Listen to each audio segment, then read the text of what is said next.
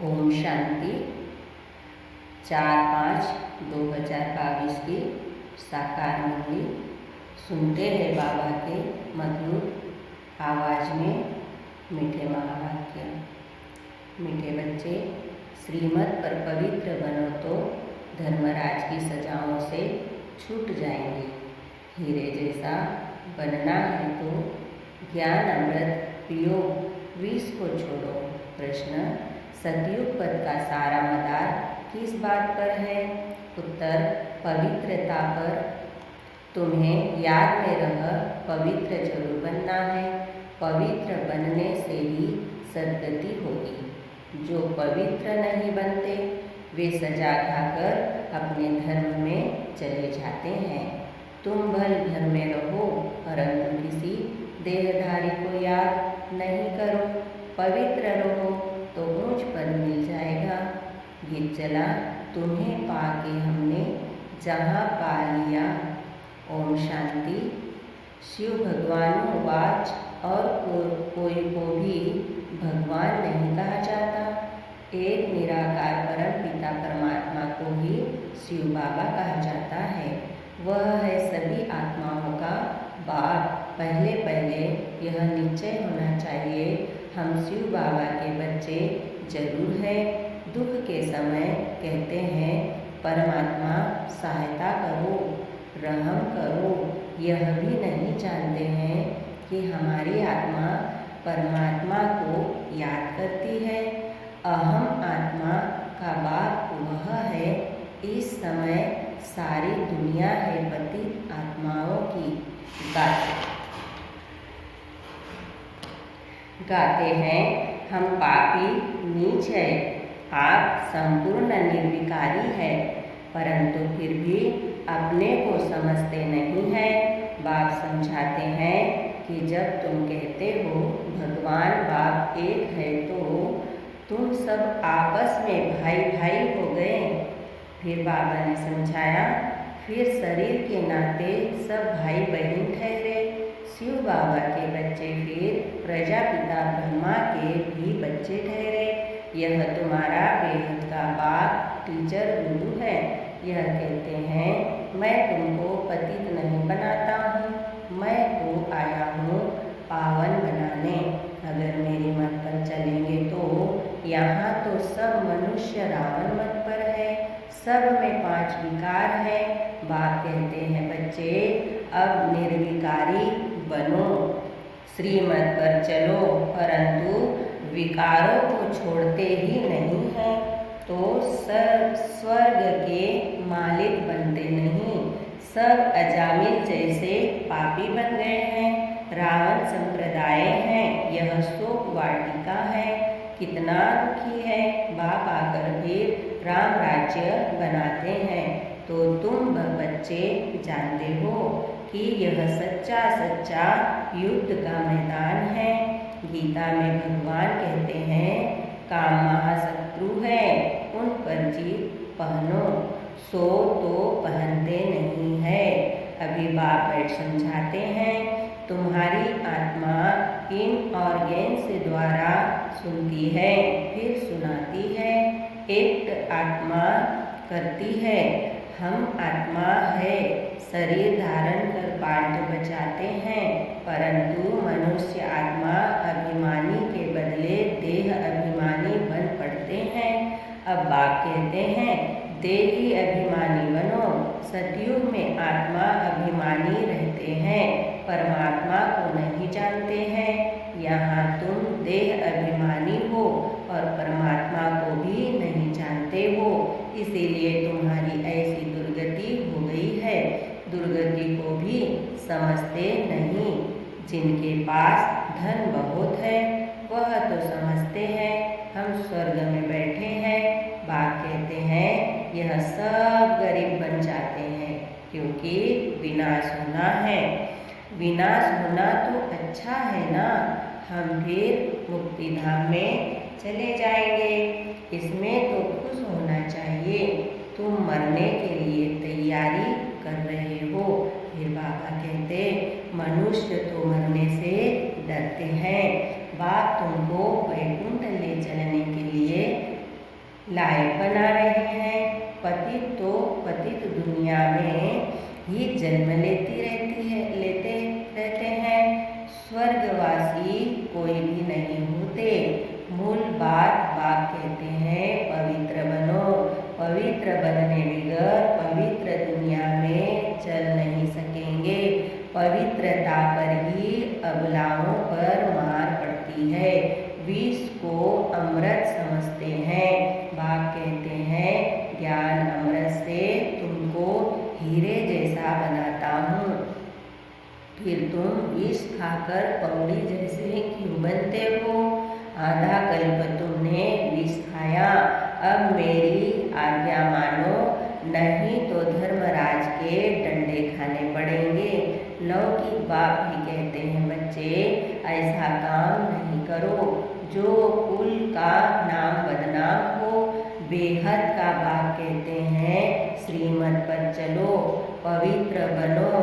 अगर काम चिता पर बैठे तो तुम्हारा मुंह काला तो है और ही काला हो जाएगा। अभी तुमको ज्ञान चिता पर बैठाए गोरा बनाते हैं। काम चिता पर बैठने से स्वर्ग का मुंह भी नहीं देख सकेंगे। इसीलिए बाप कहते हैं अब श्रीमत पर चलो। बाप तो बच्चों से ही बात करेंगे ना, बच्चे ही जानते हैं बाप हमको स्वर्ग का वर्षा देने आए हैं। कलयुग अब पूरा होना है।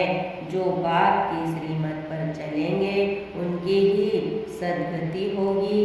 पवित्र नहीं बनेंगे तो सजा खाकर अपने धर्म में चले जाएंगे। भारतवासी ही स्वर्गवासी थे, अब पतित बन पड़े हैं। स्वर्ग का पता ही नहीं है। तो बाप कहते हैं तुम मेरी श्रीमत पर न चल, औरों की मत पर चल विकार में गए तो मरे फिर भल पिछाड़ी में स्वर्ग में आएंगे, परंतु पद बहुत हल्का पाएंगे। अभी जो साहूकार है वह गरीब बन जाते हैं, जो यहाँ गरीब है वह साहूकार बनेंगे। बाप गरीब निवाज है। सारा मदार पवित्रता पर है। बाप के साथ योग लगाने से तुम पावन बनेंगे। बाप बच्चों को समझाते हैं मैं तुमको राजयोग सिखलाता हूँ, मैं घर बार नहीं छुड़ाता हूँ। भल घर में रहो परंतु विकार में मत जाओ और कोई भी देहधारी को याद नहीं करो। इस समय सब पतित है। सतयुग में पावन देवता थे, इस समय वह भी पतित बन पड़े हैं। पुनर्जन्म लेते लेते अब अंतिम जन्म हो गया है। तुम सब पार्वतियाँ हो। तुमको अब अमरनाथ बाप अमर कथा सुना रहे हैं। अमरपुरी का मालिक बनाने तो अब अमर नाथ बाप को याद करो। याद से ही तुम्हारे विकर्म विनाश होंगे। बाकी शिव शंकर व पार्वती कोई पहाड़ों पर नहीं बैठे हैं। यह सब भक्ति मार्ग के धक्के हैं। आधा कल्प बहुत धक्के खाए हैं। अब बाबा कहते हैं मैं तुमको स्वर्ग में ले जाऊंगा। सतयुग में सुख ही सुख है, न धक्के खाते न गिरते। मुख्य बात है ही पवित्र रहने की। यहाँ सब बहुत अत्याचार करते हैं तो पाप का घड़ा भर जाता है और विनाश होता है। अब एक जन्म पवित्र बनो तो पवित्र दुनिया के मालिक बन जाएंगे। अब जो श्रीमत पर चले, अगर कल्प पहले श्रीमत पर नहीं चले हैं तो अभी भी नहीं चलेंगे, न पद पाएंगे। एक बाप के तुम बच्चे हो। तुम तो आपस में भाई बहन हो गए, परंतु बाप का बनकर अगर गिरे तो और भी रसातल में चले जाएंगे और ही पाप आत्मा बन जाएंगे। यह है ईश्वरीय गवर्नमेंट। अगर मेरी मन पर पवित्र नहीं बने तो धर्मराज द्वारा बहुत कड़ी सजा खानी पड़ेगी। जन्म जन्मांतर के जो पाप किए हैं उन सब की सजा खाकर हिसाब किताब चुकतू करना होगा। या तो योग बल से विकर्मों को भस्म करना होगा, या तो बहुत कड़ी सजा खानी पड़ेगी। कितने ढेर ब्रह्म कुमार और कुमारियां हैं, सब पवित्र रहते हैं, भारत को स्वर्ग बनाते हैं। तुम हो शिव शक्ति, पांडव सेना, गोप गोपियाँ इसमें दोनों आ जाते हैं। भगवान तुमको पढ़ाते हैं। लक्ष्मी नारायण को भगवती भगवान कहते हैं। उन्हों को जरूर भगवान ने ही वर्षा दिया होगा। भगवान ही आकर तुमको देवता बनाते हैं। सतयुग में यथा राजा रानी तथा सतयुग में यथा राजा रानी तथा प्रजा रहते हैं, सब श्रेष्ठाचारी थे। अब रावण राज्य है। अगर राम राज्य में चलना है तो पवित्र बनो और राम की मत पर चलो। रावण की मत से तो तुम्हारी दुर्गति होती है, गाया हुआ भी है। कितनी दबी रहेगी धूल में, सोना आदि जमीन में दीवारों में छिपाते हैं। अचानक मरेंगे तो सब कुछ वहाँ ही रह जाएगा। विनाश तो होना ही है।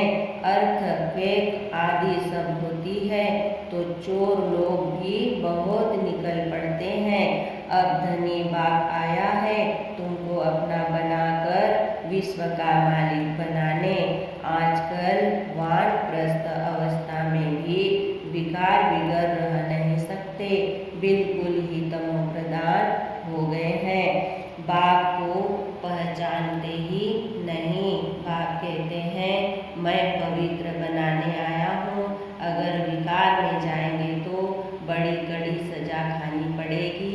मैं पवित्र बनाए पवित्र दुनिया स्थापन करने आया हूँ। तुम फिर पतितपन विघ्न डालते हो, स्वर्ग की रचना करने में बाधा डालते हो। तो बहुत कड़ी सजा खानी पड़ेगी। मैं आया हूँ तुमको स्वर्गवासी बनाने के लिए। अगर विकार नहीं छोड़ेंगे तो धर्मराज द्वारा बहुत मारे जाएंगे, बहुत त्राही त्राही करनी पड़ेगी। यह इंद्र सभा है, कहानी है ना। वहाँ ज्ञान परियां थी, किसी पतित को ले आए तो उनका वाइब्रेशन आता था। यहाँ सभा में किसी पतित को नहीं बिठाया जाता है। पवित्रता की प्रतिज्ञा करने बिगर बिठाया नहीं जाता, नहीं तो फिर ले जाने वाले पर भी दोष पड़ता है। बाप तो जानते हैं, फिर भी ले आते हैं तो शिक्षा दी जाती है। शिव बाबा को याद करने से आत्मा शुद्ध हो जाती है, वायुमंडल में साइलेंस हो जाती है। बाप ही बैठ परिचय देते हैं कि मैं तुम्हारा बाप हूँ। 5000 वर्ष पहले मुआफिक तुमको मनुष्य से देवता बनाने आया हूँ। बेहद के बाप से बेहद सुख का वर्षा लेना है। अच्छा मीठे मीठे सिकिले दे बच्चों प्रति माता पिता बाप दादा का याद प्यार और गुड मॉर्निंग। रूहानी बाप की रूहानी बच्चों को नमस्ते। हम रूहानी बच्चों की रूहानी बाप दादा को याद प्यार गुड मॉर्निंग नमस्ते। ओम शांति। धारणा के लिए मुख्य सार है। पहला पॉइंट सुनेंगे। योग बल द्वारा विकर्मों के सब हिसाब किताब चुकतू कर आत्मा को शुद्ध और वायुमंडल को शांत बनाना है। दूसरा पॉइंट सुनेंगे। बाप की श्रीमत पर संपूर्ण पावन बनने की प्रतिज्ञा करनी है। विकारों के वश होकर स्वर्ग की रचना में विघ्न रूप नहीं बनना है। बहुत सुंदर वरदान सुनेंगे। मन बुद्धि की स्वच्छता द्वारा यथार्थ निर्णय करने वाले सफलता संपन्न भव।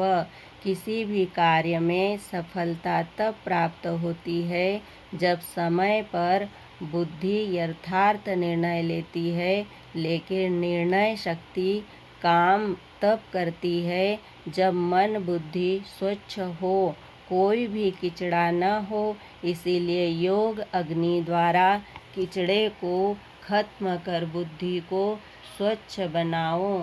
किसी भी प्रकार की कमजोरी यह गंदगी है, जरा सा व्यर्थ संकल्प भी किचड़ा है। जब यह किचड़ा समाप्त हो तब बेफिक्र रहेंगे और स्वच्छ बुद्धि होने से हर कार्य में सफलता प्राप्त होगी। स्लोगन: सदा श्रेष्ठ और शुद्ध संकल्प इमर्ज रहे तो व्यर्थ स्वतः इमर्ज हो जाएंगे। ओम शांति। शुक्रिया बाबा, शुक्रिया। ओम शांति, ओम शांति, ओम शांति।